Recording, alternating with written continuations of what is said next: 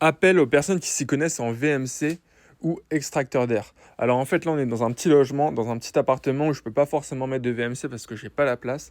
Alors du coup je voudrais mettre deux extracteurs d'air pour éviter le maximum d'humidité possible parce que c'est un logement déjà qui a tendance à être humide.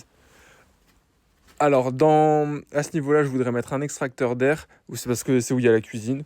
Et au niveau de la salle de bain il y en a un autre aussi. Du coup, je sais pas quel type d'extracteur d'air mettre. Je sais que c'est des simples flux dans la majorité et que les doubles flux, ça existe, mais ça coûte très cher et je pense que c'est pas forcément d'utilité. Enfin, c'est 300 balles l'extracteur double flux, c'est un projet de rénovation pour du locatif. Je vais pas mettre ça clairement.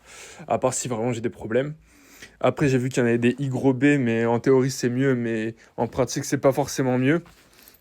Et d'ailleurs, je dois aussi mettre des grilles d'aération au niveau des portes-fenêtres et des fenêtres. Enfin, je vais en mettre une là et une en haut.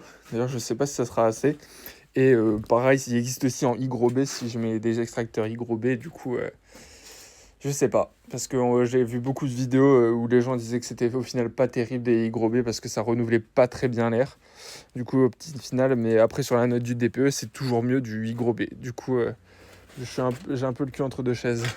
Est-ce que vous avez des idées ou des théories sur les extracteurs d'air? Et est-ce qu'il existe des solutions pour éviter de les mettre, les grilles aux fenêtres? Est-ce qu'il y a autre chose, parce que ça fait vraiment chier de percer dans des fenêtres toutes neuves.